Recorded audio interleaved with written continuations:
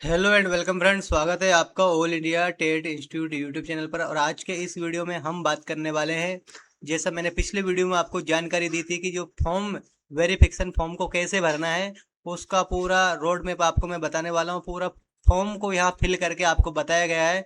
जो आप फॉर्म भरने में कई गलतियाँ कर सकते हैं, वो गलतियाँ लगभग शून्य हो जाएगी और आप सफलतापूर्वक अपना डॉक्यूमेंट वेरिफिकेशन करवा सकते हैं। तो ये वीडियो बहुत महत्वपूर्ण है और हर स्टेप को स्टेप बाय स्टेप देखना, कैसे आपको पूरा फिल करना है इस फॉर्म को, क्योंकि सफलता की पहली सीढ़ी ही एक अच्छी शुरुआत से होती है। फ्रेंड्स, अगर अभी तक आपने चैनल को सब्सक्राइब नहीं किया है तो चैनल को सब्सक्राइब कर बेल आइकन को दबा लीजिए, जिससे आपको हर अपडेट और किसी न किसी प्रकार की हेल्प आप तक पहुंच सके। तो चलते हैं, वीडियो में बढ़ते हैं आगे। और उससे पहले, यदि अभी तक आपने वीडियो के डिस्क्रिप्शन में दी गई जो डॉक्यूमेंट वेरिफिकेशन से रिलेटेड ग्रुप ज्वाइन नहीं किया है तो वो ग्रुप ज्वाइन कर लीजिए, व्हाट्सएप ग्रुप ज्वाइन कर लीजिए। अपडेट से संबंधित ग्रुप भी आप ज्वाइन कर सकते हैं। चलिए बढ़ते हैं वीडियो में आगे। जैसे आपको पता है कि जो प्राथमिक शिक्षक है जो भर्ती है, उसके अंदर का जो नियोजन के जो चयन सूची अभ्यर्थियों द्वारा ये दस्तावेज सत्यापन का कार्यक्रम जो स्टार्ट हुआ है 17 तारीख से, जिसमें पोर्टल ने 18 तारीख का 7 बजे के बाद में काम करना स्टार्ट किया है, वो पूरा फॉर्म यहाँ हमको भरने वाले हैं।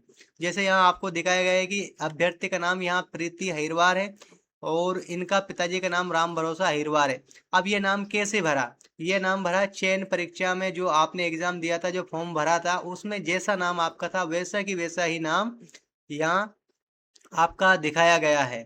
ठीक है, लिखा गया है। फिर उसके बाद में मोबाइल नंबर, जो आपका चालू मोबाइल नंबर है वो आपको यहाँ दे देना है। अब विषय में सब लोग कंफ्यूज हो रहे हैं कि विषय में क्या भरना है। तो आपको विषय में जिस पद पर आपका सिलेक्शन हुआ है उस पद को यहाँ आपको भरना है। जैसे इनका सिलेक्शन प्राथमिक शिक्षक विज्ञान में हुआ है तो ये वो पूरी तरह से लिख दिया गया है। इसके बाद में पूरा एड्रेस आपको लिखना है, आपका ग्राम, आपका पोस्ट, आपका तहसील, आपका ब्लॉक, आपका डिस्ट्रिक्ट, और हो सके तो पिन कोड वगैरह भी यहाँ आप लिख देना है।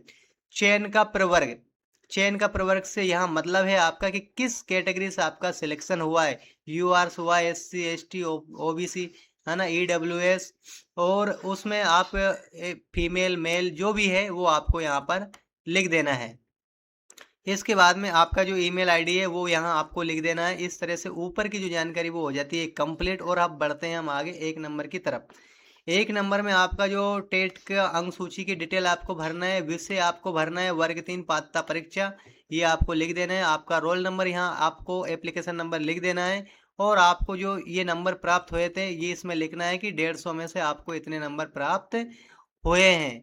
और आपका जो रिजल्ट था वो पास वाला रिजल्ट था। और वो परीक्षा आपने कौन से सत्र में दी थी, 2020 में या कब दी थी, तो वो आपको लिख देना है। ये सब कुछ जानकारी आपने जो चयन परीक्षा फॉर्म भरा था जो रिजल्ट है उसमें भी लिखी गई है। तो उसके अनुसार आप यहाँ जानकारी लिख सकते हैं। और रिमार्क जो परीक्षण करता है, ये वाले कॉलम आपको बिल्कुल खाली छोड़ना है, ऊपर से लेकर नीचे तक। यहाँ जो भी अगर फॉर्म में आप गलती करते हैं तो संबंधित अधिकारी इसको चेक करेंगे और फिर आपको यहाँ रिमार्क करके दे देंगे। तो उस तरह आपको ये इस कॉलम को आपको खाली छोड़ना है। ठीक है, अब बढ़ते हैं 2 नंबर जानकारी की तरफ। मैं फिर से याद दिला देना चाहता हूँ फ्रेंड्स, अभी तक आपने चैनल को सब्सक्राइब नहीं किया तो चैनल को सब्सक्राइब कर बेल आइकन को दबा लीजिए।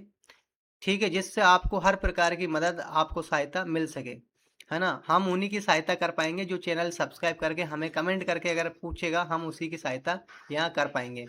तो विषय आपको, यह जो चयन परीक्षा का जो विषय है आपको लिख देना है चयन परीक्षा, और उसका रोल नंबर, उसका आवेदन नंबर आपको यहाँ लिख देना है। और जो आपका नंबर आया है वो यहाँ आपको लिख देना है। परिणाम आपको यही लिखना है कि पास, और परसेंटाइल उसका जो भी था वो आपको यहाँ लिख देना है। और ये वाला कॉलम तो आपको खाली ही छोड़ना है। ठीक है, ऊपर से लेके नीचे तक।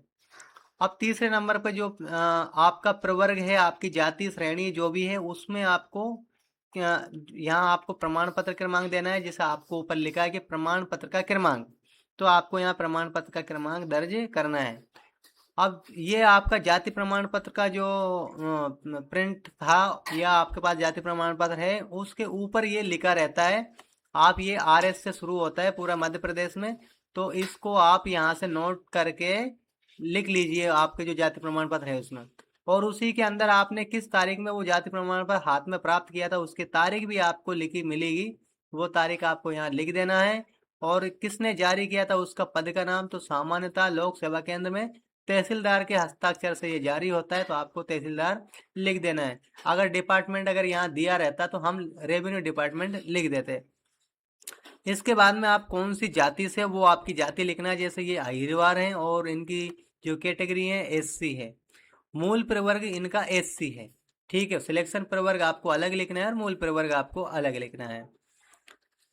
इसके बाद में आपका आ जाता है चौथे नंबर की जानकारी। और चौथे नंबर में आपका ये जो हाई स्कूल की जानकारी आपसे मांगी गई है, वो किस लिए मांगी गई है, आपकी जन्म तिथि के लिए ये मांगी गई है। तो एमपी बोर्ड का जो आपका अंक सूची है, कौन से बोर्ड से है, वो आपको यहाँ लिख देना है। और आपको जो ये 421 नंबर मिले हैं, ये आउट ऑफ 60 में 600 में से मिले हैं, तो आपको इस तरह ये लिखना है। ठीक है, यहाँ इन्होंने थोड़ा सा इस तरह लिख दिया है, लेकिन इनका भी चलेगा। और आप पूरी तरह से इस तरह लिखेंगे। किस सन में आपने 10th पास की थी उसका सन लिखना है आपको। आपका जन्म दिनांक क्या है वो लिखना है, और कितना प्रतिशत उसमें बना था वो आपको यहाँ लिख देना है। चौथे नंबर बिंदु की पूरी जानकारी कंप्लीट हो जाती है। बढ़ते हैं हम 5वें नंबर की तरफ। तो 5वें नंबर में आपको डीएलएड की जानकारी यहाँ देना है।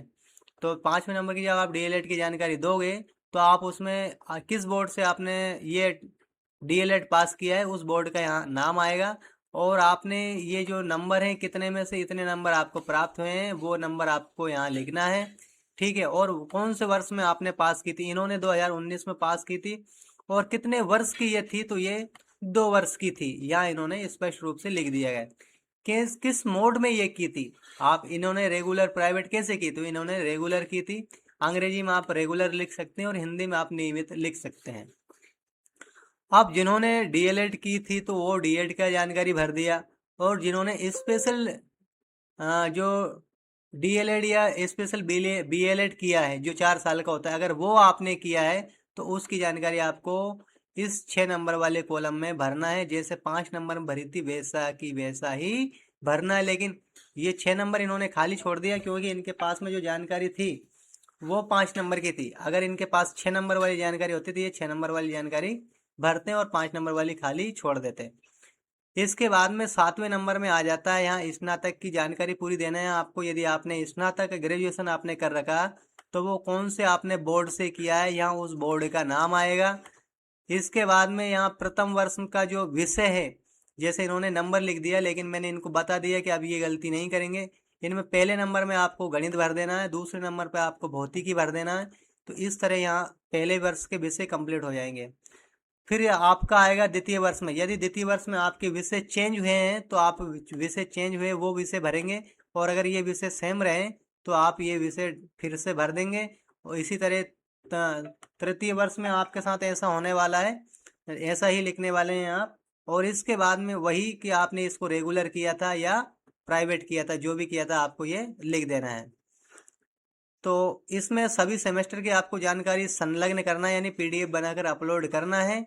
और जो उसी की जानकारी आपको यहाँ लिखेंगे। आपने जो सेमेस्टर की अंक सूची वगैरह 10th की अंक सूची आपको यहाँ देने वाले हैं, तो वो 10th आप लिख देंगे। और सभी सेमेस्टर की अंक सूची आपने डीएलएड की जानकारी आप देने वाले हैं, वो आप लिख देंगे। इस तरह आपको यहाँ जानकारी लिख देना है। अब यदि आपने गेस्ट में काम किया है, तो यहाँ आपको वो सत्र डालना है कि कौन से सत्र। जैसे एग्जाम्पल के लिए आपने 2018 में, या मैं 2018 लिख देता हूँ। ये मैंने लिख दिया 2018। और इसमें आपने कितने दिवस काम किया था, 170 दिन किया था, या 190 दिन, या 200 दिन, जो भी आपने काम किया था वो दिन यहाँ आएंगे। उसी तरह आपका दूसरा सत्र में ये जानकारी आने वाली है, उसी तरह तीसरे में। तो इस तरह आपको तीनों सत्र, या जितने भी सत्र हैं आपके, जितने एक्सपीरियंस सर्टिफिकेट है, वो आपको यहाँ उनकी जानकारी देना है। टोटल दिवस आपको यहाँ लिख देना है। और जारीकर्ता का नाम, जैसे यहाँ जिला अधिकारी ही जारी करते हैं आज के टाइम पे जो एक्सपीरियंस सर्टिफिकेट, तो आप जिला अधिकारी यहाँ लिख सकते हैं। 9 नंबर की जानकारी हम आगे बढ़ते हैं। यदि आप दिव्यांग हैं, तो आपको यहाँ हाँ भर देना है। और आपका कितना श्रेणी में, कौन सी श्रेणी है, SC ST OBC, कितना प्रतिशत है, दिव्यांग अस्थायी है, स्थायी है, और भूतपूर्व सैनिक आप थे या नहीं थे। यदि थे तो आप कितनी तारीख से कितने तारीख तक रहे, और उसका वर्ष, जैसे 2 वर्ष, 3 वर्ष, 4 वर्ष, ये जो है वो आपको यहाँ लिख देना है। और यदि नहीं है तो इस तरह डैश डैश आपको लगा देना है। और यदि उसके प्रमाण पत्र नंबर आपके हैं तो वो आपको इस कॉलम में भरना है। तो ये 9 नंबर वाली जानकारी हो जाती है कंप्लीट। अब बढ़ते हैं 10 नंबर की जानकारी की तरफ। 10 नंबर में आपको रोजगार पंजीयन का, जो रोजगार कार्यालय का रोजगार पंजीयन नंबर लगाना है। यहाँ आपका क्रमांक आ जाएगा, यहाँ आपने कौन से दिनांक में वो रिन्यू करवाया या जो है आपका आपने रजिस्ट्रेशन करवाया वो तारीख आपको यहाँ लिखना है।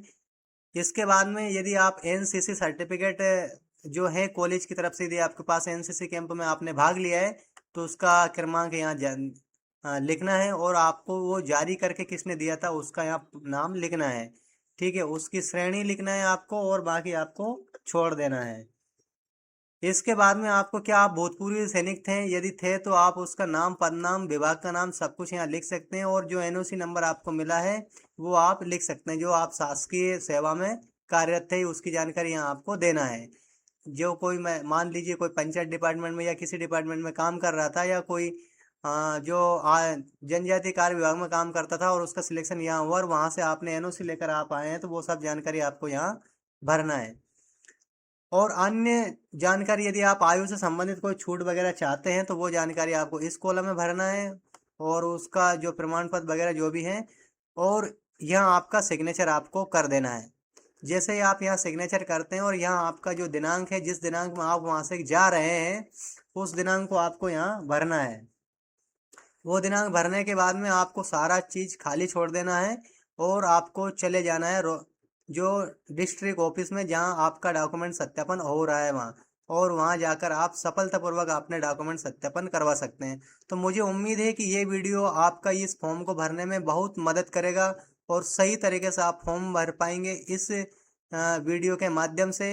और ये अपने दोस्तों के आप शेयर कर सकते हैं ताकि वो भी सही तरीके से अपने फॉर्म भरें और सफलतापूर्वक डॉक्यूमेंट वेरिफिकेशन करवाएं। और आप जब ये डॉक्यूमेंट वेरिफिकेशन हो जाए तो लौट कर कमेंट जरूर करना, चैनल को सब्सक्राइब करना, वीडियो के डिस्क्रिप्शन में जितनी भी लिंक दी गई उनको फॉलो करना बिल्कुल ना भूलें। मिलते हैं अगले अपडेट में अगले कमेंट के साथ में, तब तक के लिए जय हिंद, वंदे मातरम।